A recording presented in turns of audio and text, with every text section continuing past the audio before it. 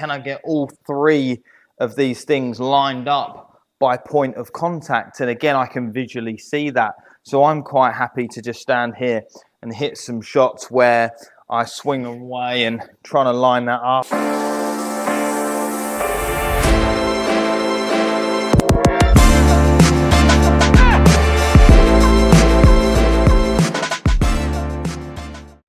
Hi everyone, and welcome back to my channel. In today's video, I'm going to be talking you through my 3 top tips into how we can hit our driver even further. Things that we can do to generate a little bit more club head speed. So let's get into it. So this video is going to be surrounding all things that we can do to move the club head faster.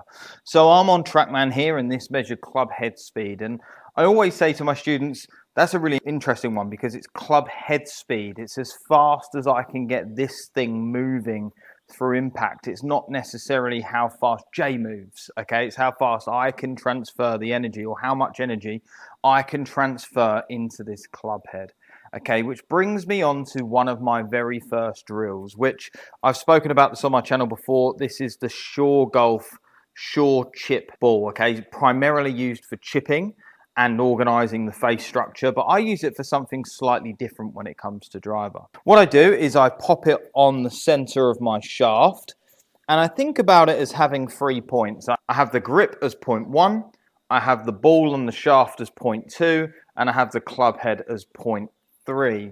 And I think from a concept point of view, we would want all 3 of these things to line up come impact, okay? And some of the things I often see from players is they're trying so hard to pull their hands through that actually their hands win, followed by the ball on the shaft, followed by the club.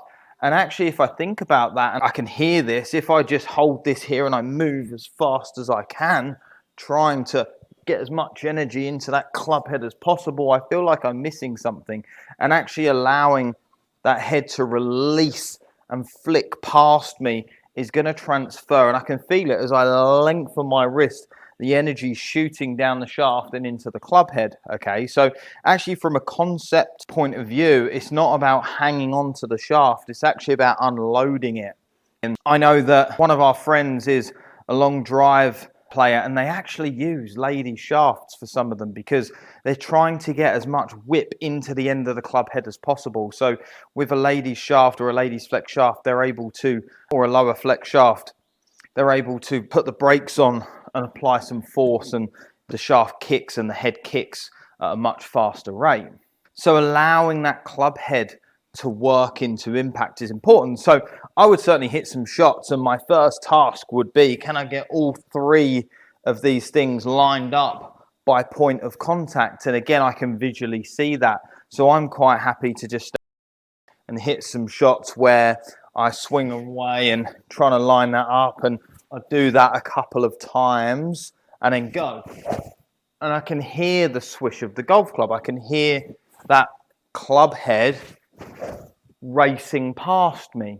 And I'm going to show you another drill for this exact same move. So yet again, another Shore Golf product, and this is called the Shore Speed Flag. And I guess for me, a lot of guys would use this to generate some lag, where they'd come down, they'd store it for as long as possible, and they'd unload it over in this region here. Well, when I'm trying to get guys to speed up the club head, speed up a strike through impact, I would get them to whip this flag even sooner. So getting them to feel like they're almost hearing that noise unload just before impact. Reality is it doesn't really happen, and it would look something like this. And I can feel like I'm trying to swish the flag somewhat in that region there. So that even for me felt a little bit late. One more. Just feeling it.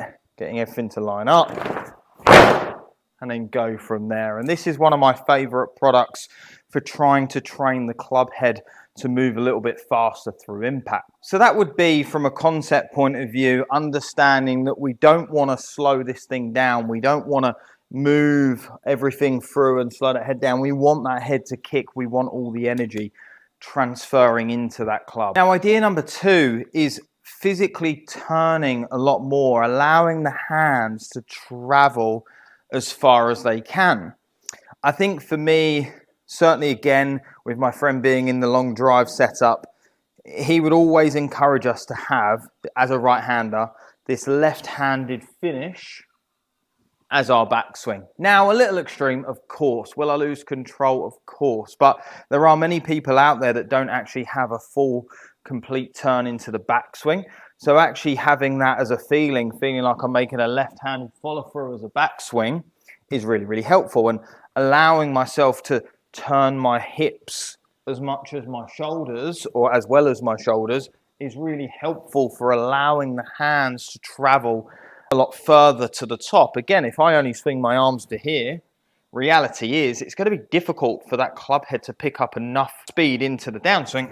As much as I try and do it, from here it's always going to be difficult. Whereas if I can start to turn more, I can turn my hips more, I can lengthen my hand path, surely that club has a chance at picking up more speed into the downswing, so I can actually apply quite a bit more force through this area, and again, get that thing unloading by the time I hit the golf ball.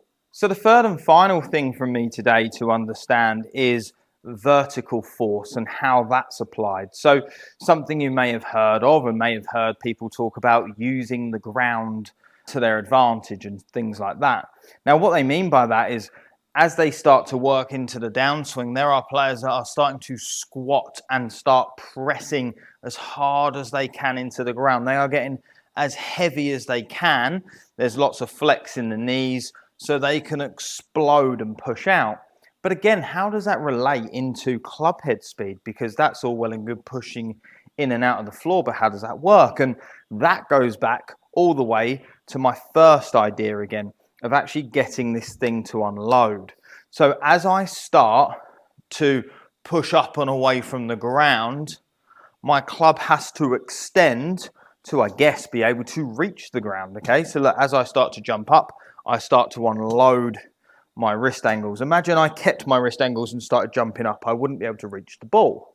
So as I start pressing out the ground, the faster I press out, the faster I can start to unload these levers. I quite like this training aid here called the force pedal. Now, mine's a little old because I've used it a lot in my lessons, but using the force pedal here, which is theoretically a bit of a spongy circle, and I'm going to pop that under the ball of my left foot. And what I would do is, I wouldn't want to necessarily press it in the backswing. I'd want to feel like, again, I'm stretching and turning and getting lighter on my feet, to then early into the backswing and downswing, pressing this as hard as I can, jumping off of this and allowing that club to whip through again. So we call this vertical force, the force that moves up and down. So from here, we're using the rotation. We're going to turn, turn, turn, stretch, stretch, stretch. Then from here, we're going to press. And I guess you could apply all three of my theories together here. So turn, turn, turn, stretch, press, and then line all three pieces of the golf club up again as fast as possible to generate as much speed into the end of the club as I can. So there are three really simple ways to start generating some more club head speed. Hopefully some of those things have made sense, understanding that we need to get all the energy into the end of the club head, not just me turning or firing any faster. So I hope you enjoyed the video, and if you did, please give it the thumbs up, and if you could subscribe to the channel, it would really mean a lot. Thanks, and I'll see you soon.